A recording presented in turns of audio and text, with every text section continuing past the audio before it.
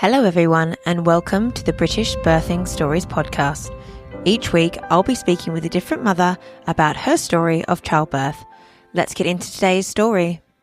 I am blown away by how many of you are tuning in and listening, but I'm also blown away by how many aren't following the show. It's crazy. I mean, I do it myself as well.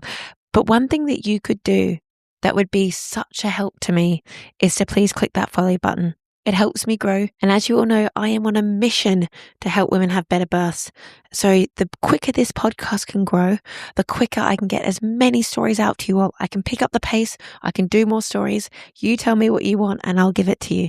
And that's all I'll ever ask you in return. I've got Kirsten back on the show today to share her second birth story with her little boy, where she had a home birth, and it was everything she'd ever wanted it to be. She did have HG again quite badly, so a lot of sickness, and she was dealing with all the fun stuff like having a baby that was measuring on the 97th centile. And she talks a lot about what it was like having prodromal labour for weeks as well. I really picked Kirsten's brains here. You guys know that I love talking to midwives about births, and she has shared so much for you all, so I hope that you find it really, really helpful.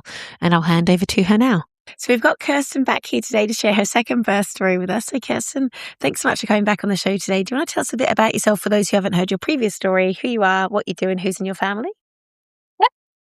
So I'm Kirsten. I am a mum of two boys, Casper and Arlo, who are 4 and 1. And I am an independent midwife. After graduate, I became a midwife about 6-7 years ago, and started independent midwifery at the end of last year. So exciting. I feel like I've got so many questions on that, but we will get to your birth and then maybe I can quiz you on turning independent after that. But do you want to give us a rundown on your first son's birth before we dive into your second? So he was a planned home birth after quite a difficult hyperemesis pregnancy, and a very fast whirlwind labour with my first ended up in a transfer to hospital, where I ended up having an instrumental delivery after quite a long pushing stage, and he was delivered by Fontes, by the suction cup, and I had an episiotomy as well, and quite a tough recovery from that. Yeah. So then after that birth and that postpartum, and you mentioned the postpartum being quite a struggle at times. At what point did you think you were ready to expand your family? I think we always knew we wanted at least a couple of years in between kids, but my first child, Casper, is very, should we say, spirited. He needed quite a lot of intention, and obviously, as most kids do, but he was waking up every pretty much 45 minutes for the first 2 and a bit years of his life.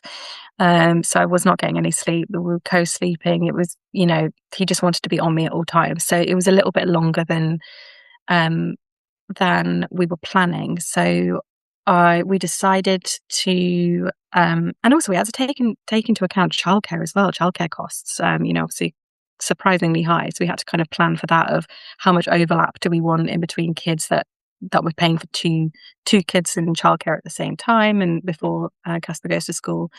So I think we decided to have a baby when Casper just turned 2. I think that's when we're like, okay, now we feel like we could get pregnant now-ish, and then by the time Casper turns 3, then we can, that would be a good time for us to have a new baby. Is kind of what we were thinking. And quite similarly to the first conception, everything happened very fast. So I don't know why I wasn't expecting it. I think it's because I thought we got so lucky the first time. I thought, oh, we can't get that lucky again. And but the same thing happened again, that we decided to have a baby and then pretty much immediately fell pregnant, which I was very grateful for. I had actually, because of my experience in my first pregnancy, I knew that the likelihood of me having hyperemesis again was extremely high. I think it's like a 90% reoccurrence rate if you've had it once. So I had done some planning at this point for the pregnancy. Obviously, a lot of conversations with my partner of what that would look like with childcare for Casper if I was incredibly unwell. Even talking about things like, if it is incredibly severe, how would we feel about ending the pregnancy? It was that kind of level of it's different the second time around when you already have a child to look after. Um, and I found at this stage the Pregnancy Sickness Support Charity, and they have on there a pregnancy planning section, printouts that you can bring to your GP, different medications you can try.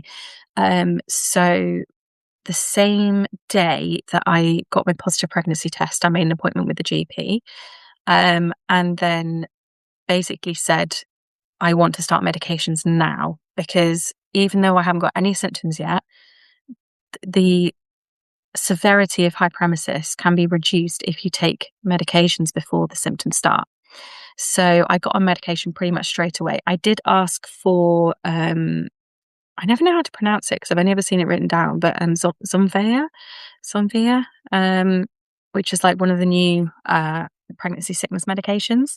But I was actually denied it because of cost. The GP surgery had a meeting and they decided that I couldn't have it.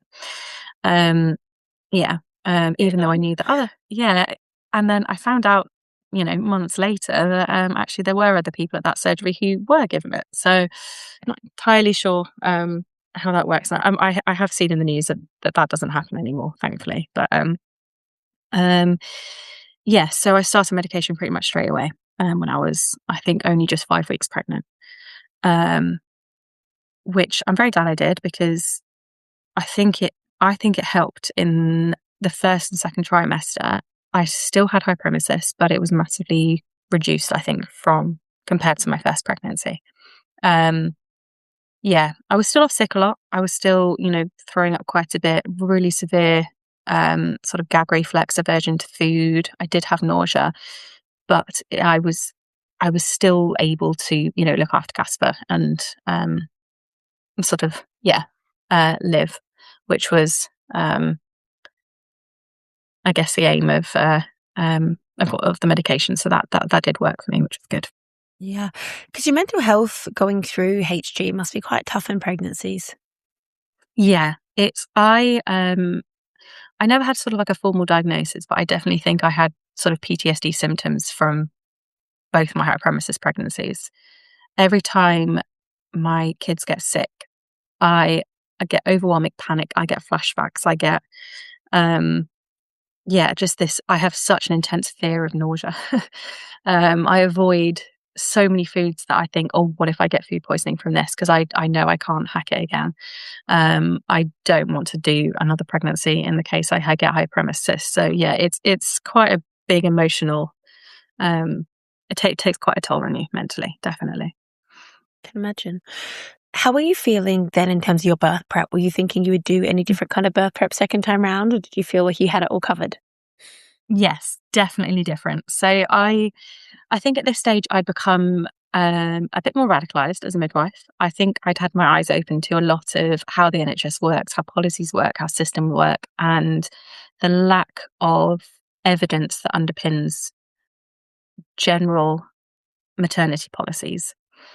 I'd started to sort of be more aware of, alternatives like free birthing, independent midwives, and even I knew it was always a thing, and I'd always loved to be an independent midwife ever since I was a student.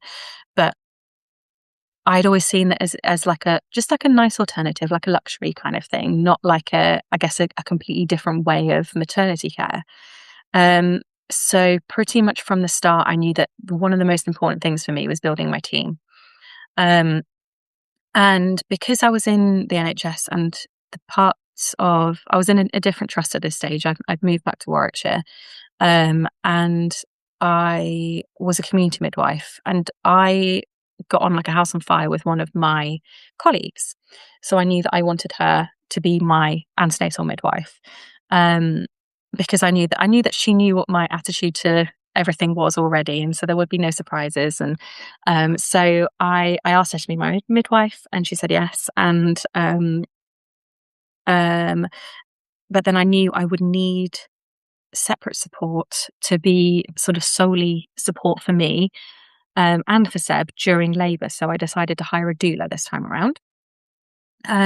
So I found a doula that I thought sort of was the kind of vibe that I wanted for my labour. I feel like it's really hard to put your finger on what that vibe is. I guess like so many people want different things from their doulas, but I really just wanted almost like a kind of like maternal figure. And so I found my doula, Lucinda, who I hired pretty much from, I think it was about 12 weeks or so.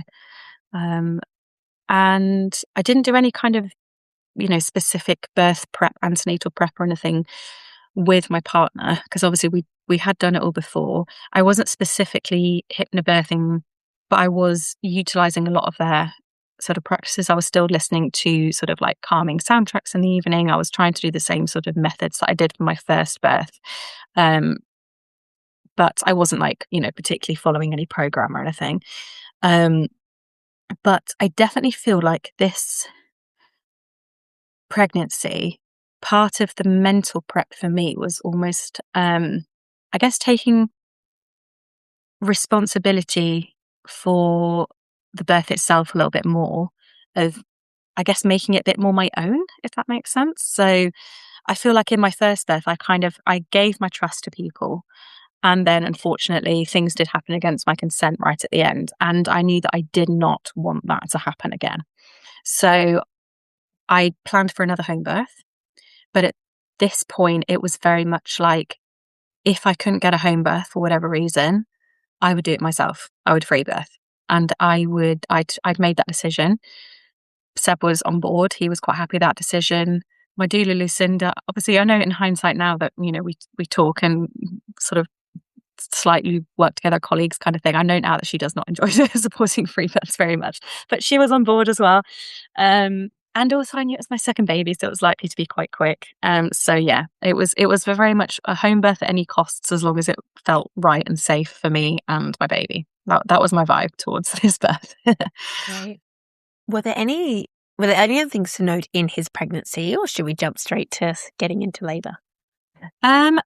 Everything went quite smoothly, apart from the hyperemesis. I actually did end up getting admitted in my third trimester, actually, for fluids, and it got a lot more severe. I think in hindsight, I might have had COVID or something like that during that point. But it did trigger a lot of issues that I'm still sort of feeling today, like sort of chronic fatigue, like post-viral, like fibromyalgia, that kind of thing. So I think that triggered from something that happened in his pregnancy, but I can't quite figure out where. What happened. But I also, he was also measuring very big, 97th centile baby. Now, Casper was born £6, £6.11, I think he was.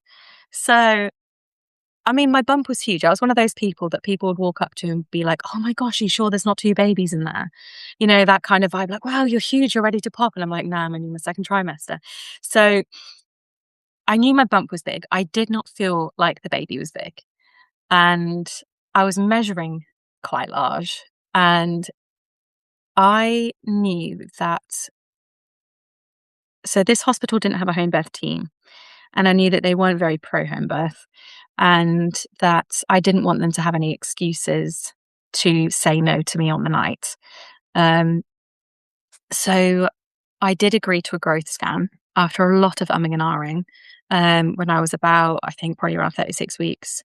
And yeah, they said, large baby, but it was slightly smaller than was, it wasn't quite 97th centile. I don't quite remember. But, he was measuring fine, that they would be happy for me to have a home birth. So I'm glad I went for the scan. Obviously, skipping ahead a little bit, he was not large. He was £6.12. So, which I just knew it. I knew he wasn't massive. Me and my partner aren't huge. I was not about to have like the 11-pound baby. But yeah, so that scan was the first thing that kind of really sort of tested me, I guess, in pregnancy. Do I want to go for this scan? I know that it's an intervention. I know that it could lead to them offering me further interventions. And I wasn't really sure what to do. In the end, I did go for it. I'm glad I did, but I knew that it could have sort of negative consequences going for that scan. Yeah. Your main reasoning for that Was that just to kind of prepare yourself for like a harder vaginal delivery? Well, no, it was actually more to just placate them, I think, because I knew he wasn't big. I knew he didn't feel big to me. I didn't think he was going to be a massive baby. And I knew the error rate of scans and abdominal measuring as well, like doing fundal height. So, the error rate can be about 15% either way, which is obviously quite massive when you're thinking about 6, 7 pound babies. And 60% of people who are told that they are having a large for gestational age baby do not have a large baby. So I knew that the statistics were on my side. And also just from what I felt in my abdomen, I did not think he was particularly big. He felt the same size as my first. So it never occurred to me that he could actually be big at all. So the bump being bigger, do you think that was like fluid retention? Like you can just hold more, like carry differently, don't you? I think I just carried a bit differently. And he was my second as well. So everything was just a bit, I don't know, I feel like second pregnancies, the bumps are generally just a little bit bigger. My first, people had told me I was massive in that one as well. So I kind of just ignored everyone, to be honest. And So I I don't know thought, about you, but I definitely put on more weight second time around. I feel like 100%, definitely. everything just gets bigger. Yeah. Well, in my first pregnancy, I lost 10 kilos from hyperemesis. My second pregnancy, I did not lose any weight. So I was still That must have been a shock potatoes to you. and crisps. I know, yeah. But I mean, I still was not eating well. My diet was not good because I had such severe food aversion. But I was able to eat. So yeah, I did gain a lot of weight, which is fine. Yeah, I was fine with it. Yeah, it's what it is for growing babies. exactly. Yeah, yeah. So then, moving on to your first signs of labour with him. Yeah. How many weeks were you? Well, things sort of vaguely started happening about 38 weeks. So my first was born at 39 weeks. So that's kind of what I had in my head. And about 38 weeks, my doula was on call from that point. So I thought, okay, it's allowed to happen now. I was getting, it didn't really feel like Braxton Hicks. It was sort of, I was getting contractions, but they were happening in the evenings. And they were sort of like almost predictable amount of contractions, like you'd vaguely know when the next one was about to come. So that's why I didn't really feel like Braxton Hicks to me. But then they would last for a couple of hours, maybe one every 20 minutes or so, and then they'd go. So after about a week of this, obviously I was getting a little bit fed up of life. And I was doing everything I could to try and get myself into labour, which obviously we know doesn't really work. Your body goes into labour when it wants to go into labour, but I was definitely chasing it. And because I was very done, I was very sick and, I wanted this baby out. And it kept happening that I'd go in the evening, it would start getting dark. 'Cause this is October as well, so it get nice and dark in the evenings. I'd go on a walk to pick up my son from nursery that afternoon. So by the time I get back, things were starting to ramp up a little bit. I'd, go on my board. I listened to Taylor Swift. I was very into Taylor Swift and, getting all the oxytocin flowing. And then I would wake up the next morning still pregnant every single night. So I think Lucinda, my doula, was great, getting a little bit fed up of me going, oh, I think tonight's the night. And then nothing would happen. She was massively helpful because obviously I'd wake up every morning basically in tears being like, ugh, I'm still pregnant. She really helped to get me into a positive mindset. I think she was so helpful for that, of being like, baby will turn up when they're ready. It's a very short space of time within the length of your pregnancy kind of thing, almost trying to get my perspective back on track a little bit, which was, really, really helped my mindset. This carried on for another 2 weeks. 2 weeks total of this happening. And it went past that 39+1, which is when Casper was born. And that's the point where I was like, okay, I'm going to be pregnant forever. And this is terrible. The same thing just kept happening all the time. Just kept getting contractions and then waking up the next morning. And I had a friend who I trained with, actually, a midwife, who was pregnant at the same time as me, very similar due dates. She had something quite similar. So every morning we text each other being like, still pregnant? Yep, still pregnant. And we were doing like the miles circuit. I don't know if you know about the miles circuit. It's an American thing about sort of how to get baby in like a really good position, where you do things like, there's like 3 different positions to get, or like activity kind of things, and it helps baby descending your pelvis. And loads of people swear by it. So I was like, I'll give it a go. So I was doing the smile circuit every night, like doing the curb walking and then sort of lying in the sort of prone position to open up my hip, and it would help ramp things up and then it would go. So I think he was just, he wasn't engaged in my pelvis. He just was not ready. And then so the day before my due date, Casper was in nursery, and I decided to go to the garden centre with my partner, and we had a little amble around. And I had quite a similar thing. The contractions were sort of starting, but I thought, I just wanted to be home. I just had this overwhelming feeling of like, I just want to go home. I want to be by myself. I don't want to be around people. I was really grumpy. I was really just, not really myself. And so we went home, and then the contractions never really stopped this time. Walked to pick up Casper from nursery, brought him home again. Contractions were still going. And this is the point I texted my mum, because I knew I didn't want Casper at the birth, because I think that would just be a little bit too overwhelming for him, because I knew that I'm loud when I labour, so I knew that wouldn't be good for him. So I texted my mum, and I said things might be happening, text Lucinda, things might be happening, and then everything kind of calmed down again. And then finally, at about 9 p.m, they, at the stage where the contractions normally went away, they carried on. And I was having to stop, and I was having to sway, and I was having to breathe through it. And that's about 10 o'clock-ish, I think. I texted my mum and I said, can you come and pick Casper up? And can you have a sleepover at yours? And I was like, just things probably won't happen, but, just in case. So she came and picked him up. She saw me, took one look at me and went, yep, you're in labour. But it was still quite mild. I could still talk through it. And I think, my midwife brain was saying I would look at someone like me and go, it's still early stages, you could still be pregnant for another week kind of situation. And then they kept ramping up. And I think Casper being out the house probably helped. I felt like just completely uninhibited. I could just do my own thing. I did tell Lucinda that I thought things would happen that night. And like for real this time. Gets a bit hazy at this point, but yeah, I think probably around 11ish is when I called the hospital to tell them that I thought I was going into labour. I wasn't in labour yet, but I thought I was going into labour.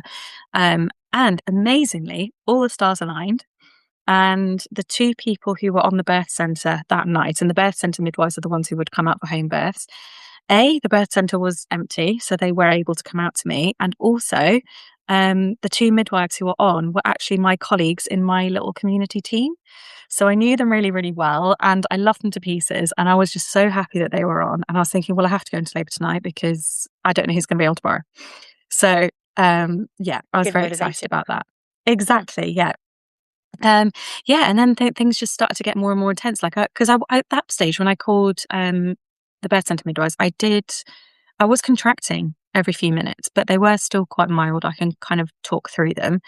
And they did start ramping up. They were getting a bit more intense. But I was texting Lucinda, my doula, and every time I contacted her, the pain of the contraction sort of went away. I could still feel that same intensity, but they just felt a lot more, just so much more manageable. Like they didn't really bother me. So it just shows that it's just like I thought it was incredible how it showed me physically how important it was to feel relaxed and to feel supported, and how much of an impact that has on how much, I guess, pain you feel in labour.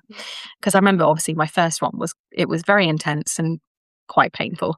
And she was telling me, get in the shower, hop in the shower. And I remember having these contractions, and they were extremely strong contractions, and I couldn't feel anything. I couldn't feel any pain. It was amazing. And I was laughing in the shower.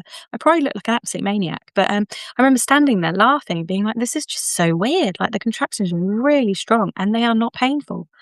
Unfortunately, yeah, that did change. But I thought it was so cool. So do you think it was the shower that did it, or what do you think? Yeah, I think a combination of just feeling just completely at peace. I knew who was coming. I was happy with who was coming. I was happy that if they couldn't come, that I was going to do it myself. Knew Lucinda was, she would come at the drop of a hat if I said, can you come over? I'd done it before. I could do it again. Like I felt like I was just so at peace with everything, and I think that made a massive difference. And yes, absolutely, the shower was it was my happy place in labour. I found it so helpful. When I got out of the water, I definitely found the pain a lot stronger. And yeah, and then it was probably around 2 o'clock in the morning, when everything stopped, completely stopped. No contractions at all. And so I was obviously quite devastated because I thought things were happening. Things were really strong. I was sort of, walking around my house trying to, get a baby in a good position. And yeah, and they just stopped. So I called Lucinda and I said, the contractions have gone. And she said, oh, go to bed. There's nothing you can do. Just go to bed. So I went to bed and I went to sleep because, yeah, literally zero contractions. But I was really upset because, at that stage, I thought I was in labour. I thought Like baby was going to be born soon. Yeah.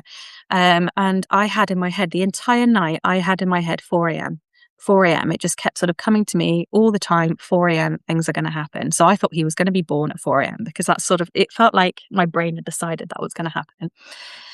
But no, at 2 a.m. I went to sleep. And then I woke up with this like insane contraction. It was the strongest contraction I have ever felt while I was lying down. And I could just feel it building up. And then it never stopped building up. It just carried on going. Huge contraction, and my water broke all over the bed. And I was really annoyed because I'd bought puppy pads specifically for this moment, and I'd forgotten to put them on the bed. So my bed was soaked. And I looked at the clock and it was 4 a.m. And I was like, oh my God, I'm psychic. And this happened obviously in my first birth when I was like, oh, I know my waters are going to break. So yeah, I have a psychic connection with my womb now, I've decided. But yeah, so 4 a.m. my waters broke. And I remember lying there in the bed and being like, oh, I actually have to do this now. I've got to push this baby out. And I've had a baby before and knew things could probably happen quite quickly. So I called Lucinda and I said, I think it's time for you to come over. And I called the birth centre midwives and I said, I don't think that you should come yet because I'm still not, I've had that one contraction, but nothing's happening. And they were like, oh, I think we should still come over. And I was like, no, I'm fine. Everything's fine. I don't want you to come over too early. I'll call you when we're ready for you to come over. And so I got up. I got in the shower and then immediately bam, bam, bam, like contraction after contraction after contraction. And my partner ended up calling the birth centre midwives and said, you need to come. And they're like, we actually were already on our way because we thought we should come. So they came and I was on all fours in the shower, like mooing. I could feel him coming down. And I thought we're going to have this baby in the shower without anyone. It's going to be an accidental free birth, which I was fine with, to be honest. Seb was desperately trying to fill up the birth pool. Bit late. But I live in like a townhouse, so I was on the top floor in the shower. The birth pool was on the bottom floor after our birth pool flooding fiasco last time. I knew I wanted it on the bottom floor. So were you scarred by the birth pool? Exactly. Traumatized, right? Yeah. So he was running down 2 flights of stairs, filling up the birth pool, hearing me starting a contraction, running up 2 flights of stairs to support me through the contraction, hands on my shoulders, coaching me through it. Then the minute that contraction was gone, back down the stairs. And he was doing that until I said, I need to get in this pool because this baby's coming. And I managed to go downstairs into the pool before the next contraction. I was like lugging it down the stairs. I did not want a contraction without water because it made such a massive difference to me. I obviously, again, things are happening so quickly that I didn't use any of my tools. I didn't use my birth comb. I didn't use like a TENS machine. I'd had everything planned out because everything just happened so quickly. And Lucinda turned up probably around 5:15ish, I think. Midwives turned up maybe 5:30, and Arlo was born at 5 to 6 in the birth pool. And it was the most incredible experience, especially after, because I was obviously thinking, well, I didn't really feel like I could do this because I was my first one. I'd got to that stage and then had to transfer. So in my head, I was still thinking, oh, is he actually going to come out? But I could feel him coming down. I felt like I knew it was different this time. And I was on the gas and air, thankfully. The midwife, Beth. Yeah, in the pool. The midwife, Beth, knew from just talking to me as a colleague that I really wanted that gas and air at the end. So she came in with the gas and air before she brought in any other kit. So I was on the gas and air. I could feel him coming down. And then his head was born into the water. And I actually have a video of this, that when his head was born, he opened his eyes and he looked around inside this birth pool with his body still in. And it's just the most, and in the video, they were like, oh my gosh, he's opening his eyes. And he was just looking around, just very chill, just hanging out in this birth pool with just his head out. Yeah. And then the rest of him was born. And it was just like, just this overwhelming feeling of like, I did it. I actually did it. And it was incredibly healing, really, really positive. And I love watching those videos back and looking at those pictures because it was just incredible. So magical. Again, very fast, but yeah. I want to ask you about that transition stage and the pushing. Did you know that you were heading into transition with him when you got in the pool? Was that like the moment for you? Yeah, I think I knew I was transitioning actually when I was still upstairs in the shower because I couldn't get up from all fours. I found it really, really hard. And I was making the noises that any midwife would recognize, that kind of really low guttural, like mooing kind of noises every time I had a contraction. Like to me, if I hear it through the door when I'm walking through like the hospital, I'm like, oh, she's about to deliver. It's a very distinct kind of noise. And so I think at that point I knew I was transitioning, which is obviously I've been asleep just like, 15 minutes earlier. So it was, again, took me by surprise a little bit, but yeah. How did you find the pushing stage and the kind of head coming down the ring of fire, or whatever they call that? How was that experience for you?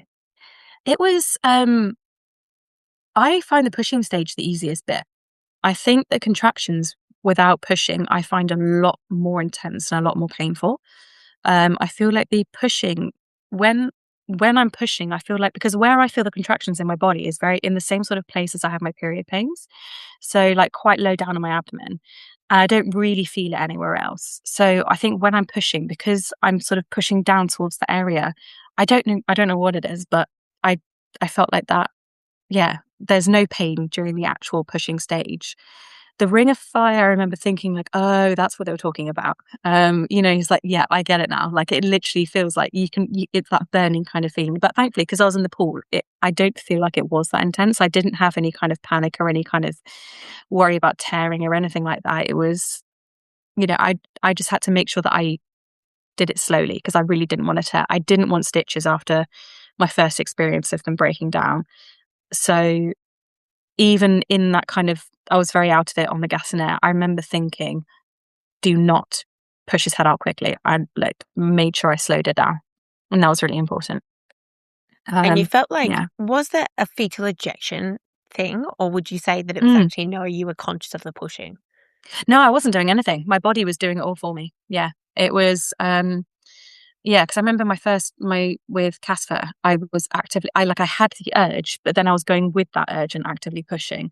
And with Arlo, it kind of feels like vomiting, but out of your vagina is the best way I can describe it. This is what I've heard. I'm yet to experience it, but it's so you've got the Ferguson's reflex, which is the that sort of urge to push. Your body is pushing down and you have no control over it.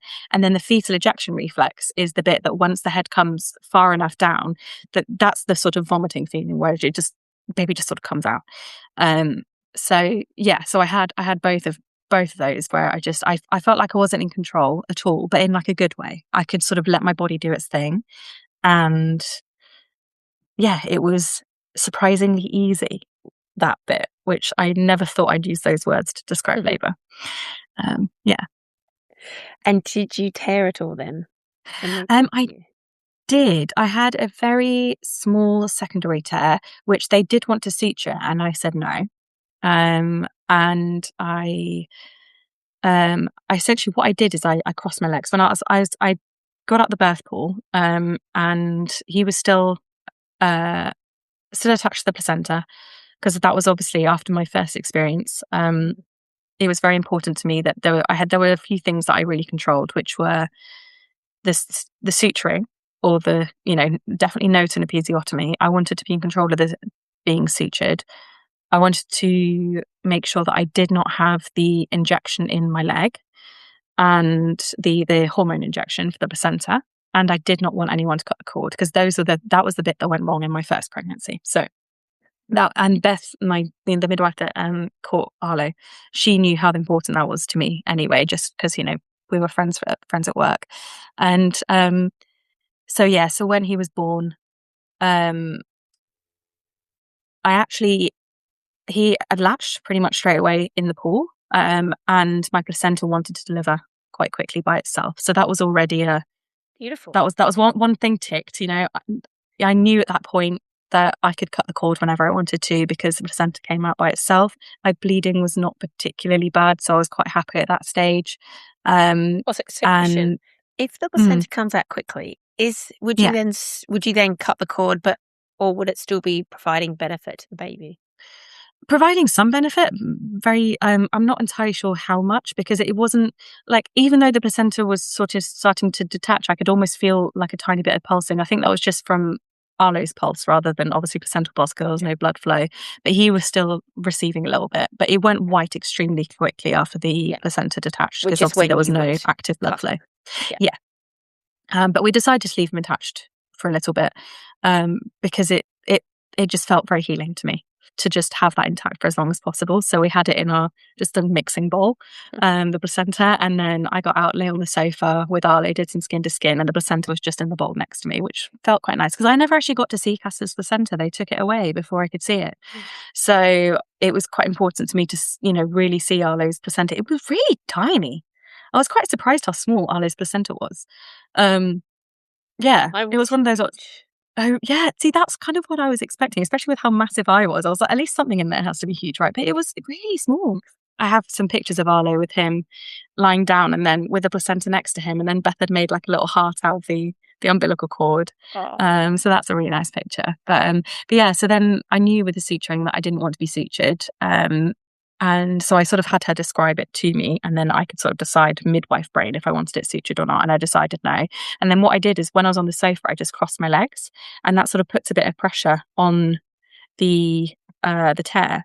And so when they checked it like an hour later, it had sort of not closed up, like healed, but it wasn't bleeding, and it was sort of sealed, I guess. Just from the pressure. Does that heal like relatively well, or how was your healing process with that in comparison? Yeah. So much better. No pain at all from the tear. Wow. Generally, tears heal better than sutures. So it was like night and day, my recovery between each.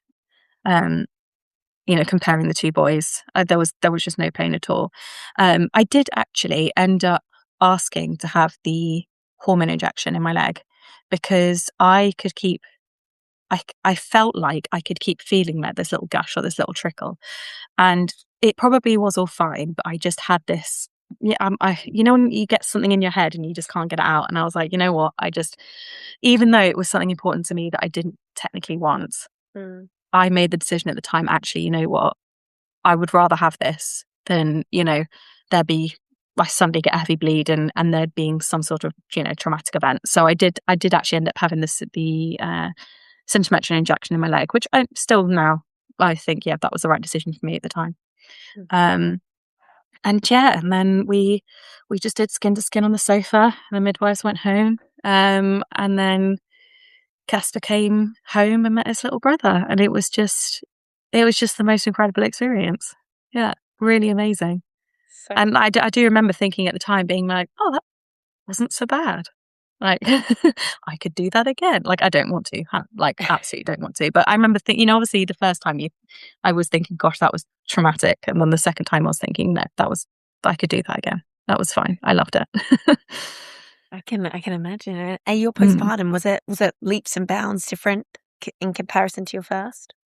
Yes, massively different. I advocated for myself right from the start about tongue tie, and I already had sort of I already had someone in my contacts list that I was going to contact to come and do like a proper assessment.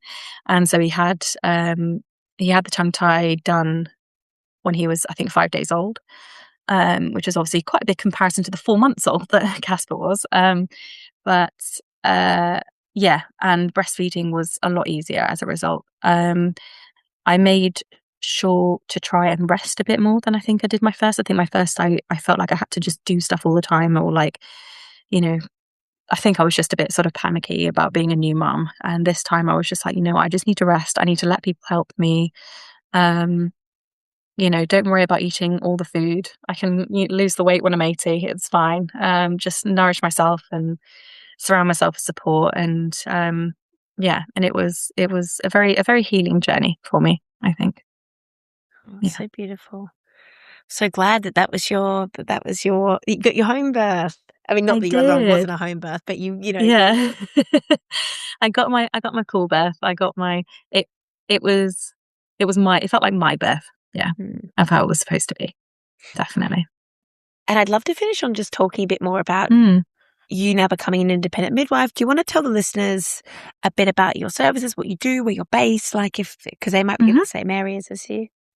Yeah, I'd love to. So, so after that, my first birth experience, becoming an independent midwife was a bit more on my radar because I knew that I wanted to provide something different to NHS kind of level of care.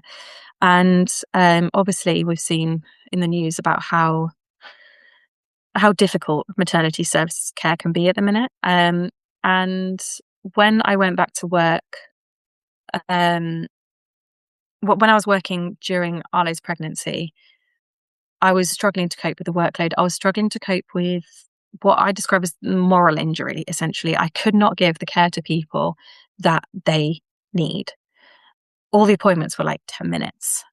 I couldn't really have time to explain anything to them.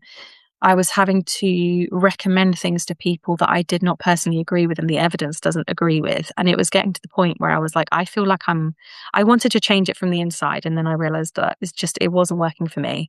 And I experienced a period of burnout as a result.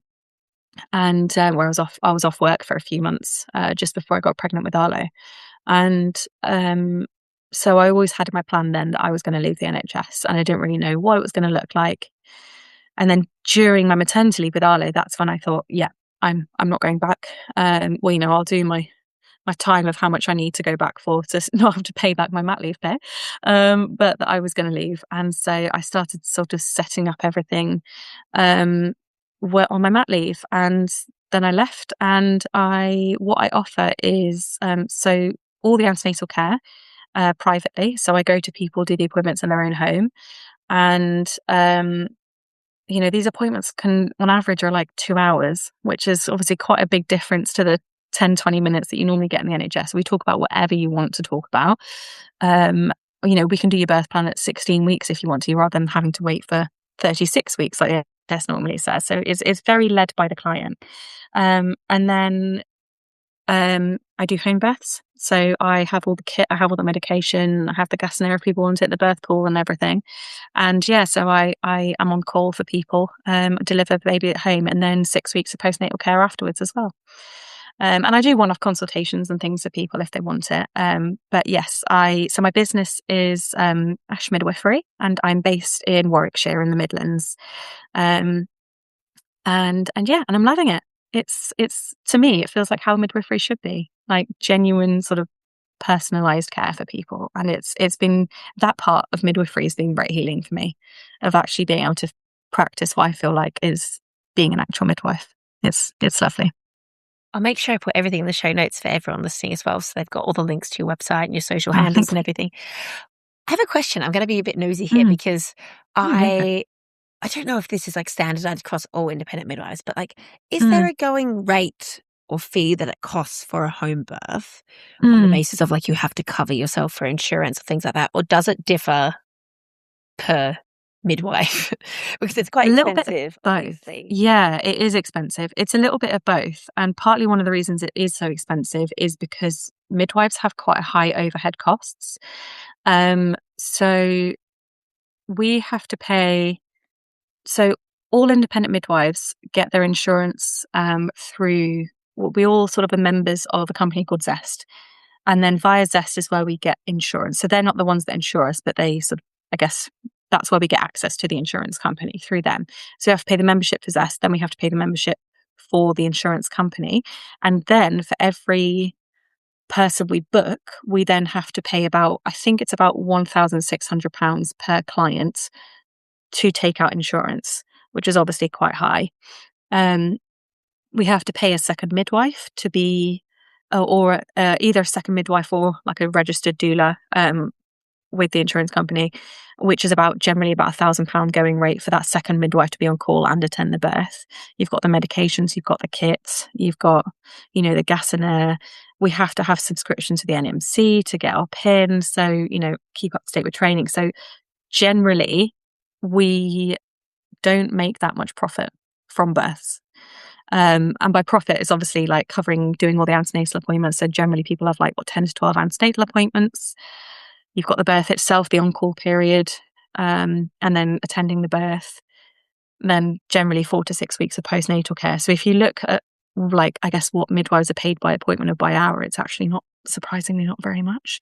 But prices do generally differ based on location. Also, it can depend on what kind of pregnancy you're having. People might charge more, or obviously would charge more definitely if you're having twins, because you'll need to have a third midwife. If you have a particularly complicated pregnancy that needs a lot more work, a lot more input, they might charge a little bit higher. So, but every midwife is very different.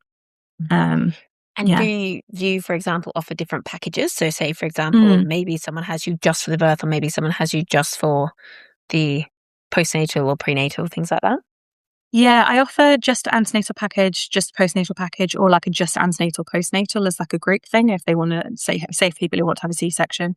But I don't do a birth only package. And one of the reasons why is, and there are a lot of midwives that do, or they do like a late booking package, is because one of the things I don't want is people to be sort of, I guess, financially incentivized to have less care, if that makes sense. Because one of the biggest things for me, and one of the reasons why I wanted to become an independent midwife, is to be able to provide the continuity of care, because that's one of the biggest pieces of evidence to improve outcomes in birth for mothers and babies. So I didn't want there to be, I guess, some sort of financial incentive for people to not have continuity of care, which could then affect their outcomes. I might change this at some point, because I'm located quite close to Gloucestershire, which is obviously where the home birth service has been suspended. So, and I know that financially, money is a block to a lot of people in being able to have a home birth. So I have been speaking to a few people about, how low I can go without actively losing money on looking after them, because it's very unfair that it's a bit of a postcode lottery about whether or not you can access a home birth in this country. So, but that's a whole can of worms. Yeah. Yeah. And it's a tricky one, isn't it? Because there's also the question of I, for example, would feel like I wouldn't be a very good candidate for a home birth now, because I had a postpartum hemorrhage. I had to have a blood transfusion. I was a high risk pregnancy. I labored for 2 days. Like in most people's minds, my baby was actually in clinic. He never, I never reached full dilation. So, for example, would you as a private midwife, I know right now, you might not want to give a diagnosis, but would you say, my consultant, for example, is flat out no, because you've had a postpartum hemorrhage. But I understand that's probably just a consultant feeling nervous. Yeah. Would you say definitely no to a woman that's had a delivery like that? I wouldn't say no to anybody, to be honest with you. I might advise people that in certain situations, I think that it depends on how close to hospitals they live. It would be quite an in-depth discussion. But I think there's definitely an assumption that people who come to independent midwives or book home births are low risk. And that's generally not the case. A lot of people book home births or independent midwives because they're high risk and they're not getting the care that they want in the hospital, or because they are being told no to having a home birth or having a birth centre birth. So they look for alternative care. Because I think that especially, people who've had babies before who might have had initial traumatic situations who don't want to go back to that same hospital, who want to, I guess, take more control over where they birth and who they birth with. So there is definitely a lot of high risk people. And during the initial chat on whether or not they want to hire me, I would have quite an in-depth conversation about, what would the recommendations be? What does the evidence actually say? Because the evidence does not always support, say, what the consultant's policies might be. We'd go into, we could even, like in your case, we could even request the notes from the hospital, get to the bottom of, so where did the postpartum hemorrhage actually come from? And I'm a VBAC. Yeah, exactly. But that's fine. Again, fine. I'd be very happy to support VBACs at home. Like it's, doctors get so scared being like, oh, doctors, uterine rupture. Yes. I mean, so if anyone wanting a VBAC listening to this, they should check out April from the VBAC Hub, because she has lots of education I've on there interviewed her about and I'm going VBACs. on her Have you? podcast. Yeah. Amazing. I'm going to go so on yeah, her. I've done her course.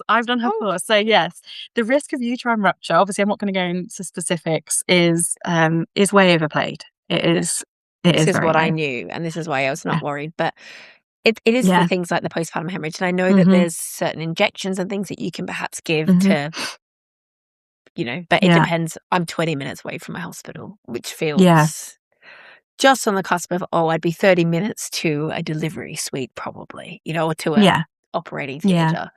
That's where you get a bit nervous. It's like... Yeah. I mean, it kind of depends on why the postpartum hemorrhage happened in the first place, because there's 6 different reasons that it could happen. If it was, like, say, due to, like, one of the things could be trauma. So did that, obviously in a C-section, that's a likely reason for the postpartum hemorrhage. You were having a surgery. So there was lots of, obviously, blood vessels that were cut. Was that where it was coming from? No, so this was my second birth with Kit, VBAC. Right. And that was, I had an episiotomy, but I'd laboured for 48 hours. I think my uterus just didn't contract back then. I think it struggled to... Yeah. And it was... That's what we call uterine atony, Yeah. So that's one of those things that, what's the likelihood of that happening again? In another birth, would you then decide, actually, does it depend on how my labour goes? If I want to stay at home or in a hospital? If it's quite a quick labour, you're not going to have that same risk factor necessarily of it being a very long labour and your uterus just wanting to pack it all in. Exactly. You could look at specific statistics and say, okay, how do those apply to me? What's the likelihood of me having a postpartum hemorrhage? Because I feel like when you get consultants in the hospital, they give you population level policies, population level statistics. And a lot of the times those statistics don't actually apply to you. So that's the kind of conversations I have with people of like, so, what's the level of risk that you're comfortable with? What is actually specific to your body rather than everyone. I even knew in the moment, I was like, okay, I know that I've laboured 48 hours. I know that my uterus contracted for ages. I'm probably going to have a bleed. And then that topped with an episiotomy. Well, there's going to be blood from an episiotomy, right? Like, second degree cut. So I feel like I'm getting an inaction kind of debrief with you. So we'll end it there, because I could talk all day about midwives. I'd love a home birth third time around. I really want a third baby, and I'd love a home birth. But this is why I was so interested to quiz independent midwives. But maybe we'll have to get you on for a special, and people can ask some questions, and we can get I'd love that. you on to do a little Q&A, because I know I have so many questions, and so I think so many other women will be listening to this, maybe having been afraid to have an independent, not independent midwife, but to go down a home birth independently because they feel like it's out of reach for them, or they've been told no. And I think this is just evident that someone like Kirsten, if you do, book a call or a video chat or whatever it is, a cup of coffee, that you might be surprised. Yeah, definitely. I think people, when they're told no, they don't realise that no one can actually say no to them. It's a recommendation. It's not an instruction. And unfortunately, that's not the way that a lot of midwives or doctors talk about it. But I mean, you have the legal right to deliver wherever you want to. One of my colleagues has delivered, supported a birth in a yurt in the woods. That's fine. If you want to do that, that is fine. Their home birth team at the previous trust, they've done home births on houseboats. So yeah, you can deliver wherever you want. But unfortunately, in the current climate, the hospitals are making it a little bit more difficult to access that home birth support. So it might be worth thinking about alternatives, definitely. Yeah. So lovely to have you on, Kirsten. Thank you again for Thank you coming so on much to for share it. having me. Thank It's been you. amazing. What an episode. Gosh, I loved talking to Kirsten and hearing everything about her births, and she gave some really good information at the end there, which I hope is helpful to anyone who might be in a similar position to how I feel. If there is someone you know that could benefit from listening to that story, please do click that send button and send it over to someone, or better yet, click follow and leave me a review. Thanks, and I'll see you all in your ears next week.